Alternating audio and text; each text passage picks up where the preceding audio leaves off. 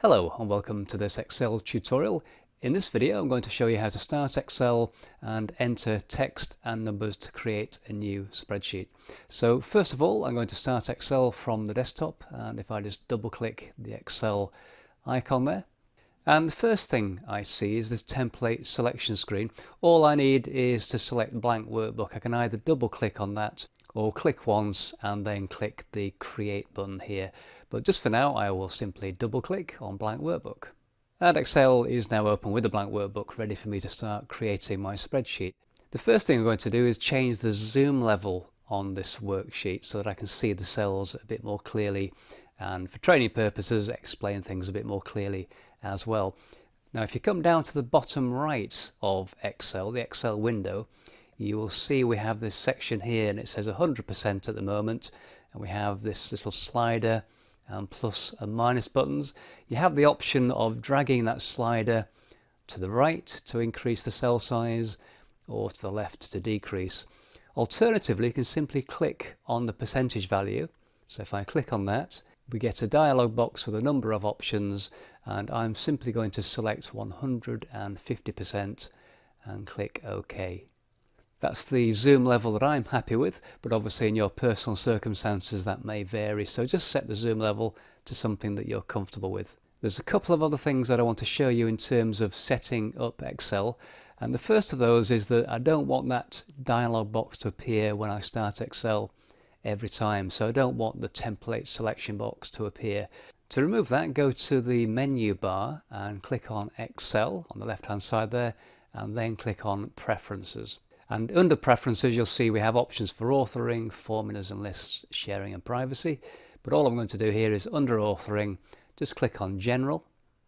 And under Settings you'll see most of the options are unchecked, but we have a tick in the checkbox for Open Workbook Gallery when opening Excel. I'm going to take the tick out of that box, so next time I open Excel it will come straight into a blank worksheet and skip the template selection.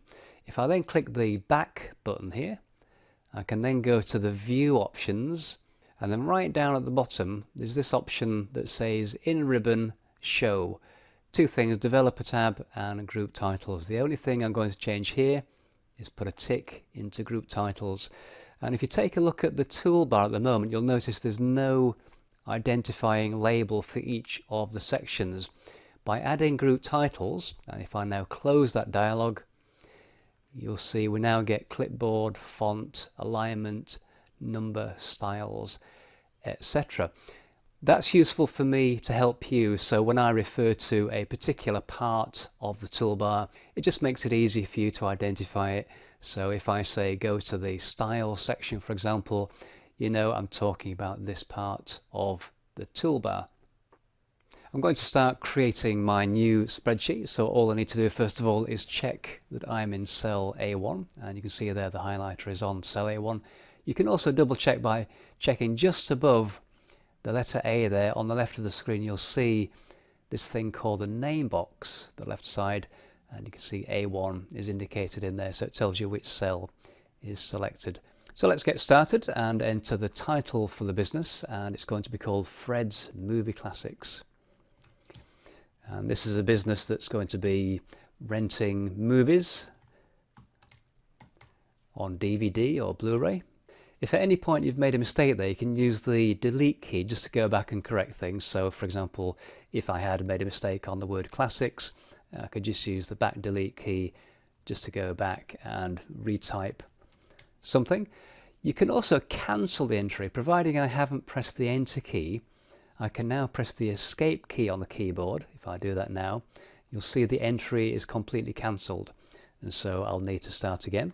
So I'll just retype my business name, and once I'm happy I will just press the enter key to confirm that entry. Now if I use the arrow key on the keyboard just to move up back to cell A1, you can also edit an entry in the formula bar. The formula bar is the long white bar you'll see here that's highlighted, and if I click into that I can then use the arrow keys on the keyboard to move to any part of the title. I can use the forward delete or the back delete to change things, add new entries in, and once I'm happy just press the enter key. if I'm editing, as with the new entry, if I change my mind, I can just press the escape key and it will cancel the editing that I've been doing. So that's useful to know, that you can edit within the formula bar. If you've made any kind of mistake while you're entering or editing, press the escape key and then you get to do the whole thing over if you need to do that.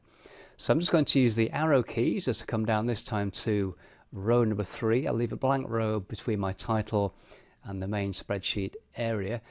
And I'm now going to enter the titles for my column headings. The first one will be the word title, so that will be movie title, as you'll see. I'll use the right arrow key to come across, and the heading for column 2 will be rental price. Again, just use the right arrow key to come across.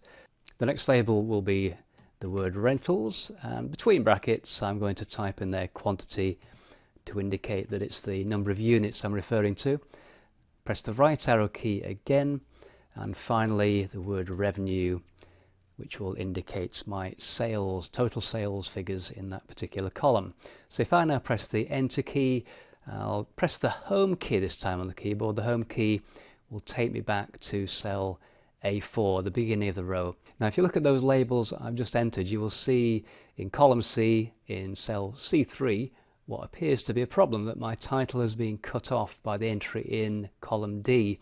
That's something I can fix later on, and when we get to formatting you'll see how we can adjust column width and also how things move on to new lines depending on how you want to format the spreadsheet. So we'll look at that later, won't worry about it too much just for now. So the next thing to do is to enter my movie title. So I'm just going to enter some classic film titles. That's just my opinion, of course. You might have different ideas, so you're more than welcome to type in your own favourite movies.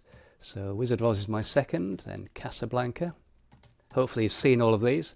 Now if I ever make a mistake, and you'll see that I've made a slight typing error, again just use the back delete key to come back and fix that, and then carry on. Just press the enter key to move down to the next row. I'll put in there Jaws, 2001. And if I put the title in there, the full title, Space Odyssey, you'll notice two things. First of all, I've made a typing mistake, and second of all, that the entry again is too long, as is the Wizard of Oz for the column, but again we'll fix that later on, so won't worry about it just yet. I'm going to press the enter key as if I hadn't noticed that typing error. So let's go on and put the last few titles in there. Again, we've got another longish title there, Raiders of the Lost Ark. And finally, a Hitchcock classic, Vertigo. There we go. So what I should do now really is proofread my entries, and if I did that I would spot that 2001 has an error. So to fix that I simply use the arrow keys to highlight that particular cell. So I can edit in the formula bar as you saw before, or I can actually double click on the part of the line that has the problem. So if I double click where the error is, you'll see there I get the flashing cursor. I can then use the forward delete key just to delete out the part that's the problem, and then type in the correction, press the enter key, and that has fixed the error. If you needed to replace the title for some reason, you don't need to delete the previous one, you can simply overtype. So for example, I've got Raiders of the Lost Ark highlighted here, and if I wanted to replace that with, say, King Kong, all I needed to do there was simply type the new entry, press the enter key, and that has replaced the original title.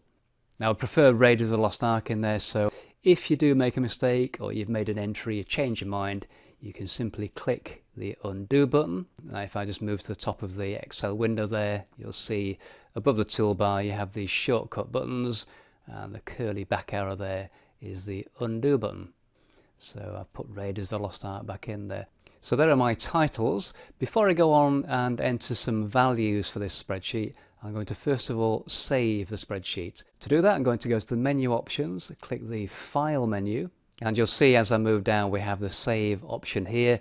You'll also notice, by the way, to the right of the entry, so if you prefer to use the keyboard, Command S is the keyboard shortcut for save. So if I click on save, we get the dialog box appear. This is saving to my local Mac hard drive, and I'm going to enter the title, Fred's Movie Classics, like so, and then all I need to do is either click on the save button or just press the enter key, Either way will do. You'll also notice that your file name now also appears in the green Excel bar at the top of the screen. Next, I'm going to enter some values for my spreadsheet, and we're going to enter two values. The first will be the rental price, and the second value will be the number of rentals for that particular movie. So first of all, let's click into the rental price for Star Wars, and we're going to keep the values relatively low. And let's say Star Wars is rented for £2.50, £1.95 for Wizard of Oz, Casablanca also £1.95. Let's say Jaws is £2.50. And as I enter the values, you'll notice when I get to the longer entries, it appears to cut off the entry in column A, but don't worry about that. That's something we'll fix in formatting later on. And finally, let's enter the rental quantities. So this time I'm going to click into rental quantity, and let's say 10 rentals for Star Wars, let's say 8 for Wizard of Oz, 8 for Casablanca, 6 for Jaws, maybe 9 for 2001, 12 for Raiders of the Lost Ark, and 6 for Vertigo. Before ending this video, I just want to show you a few of the basic navigation options that you have. Now obviously you've already seen how I can simply use the arrow keys on the keyboard to move about. You can also very simply use your mouse to click literally any cell to move. You can also use the home key to jump to the beginning of a row, and if you want to get back to the very start of the spreadsheet, you can either use Control or Command with the home key, and that will jump you back to cell A1. So if I type Control and Home, you'll see I go back to the very first cell on the spreadsheet. So there we now have the spreadsheet set up with the labels, titles and column headings, and the initial values for rental price and the rental quantity. The next stage is obviously to create the calculations for the spreadsheet, and that's something I will be doing in the next tutorial. So thank you for watching this tutorial. Hope you found it helpful, and I'll see you next time.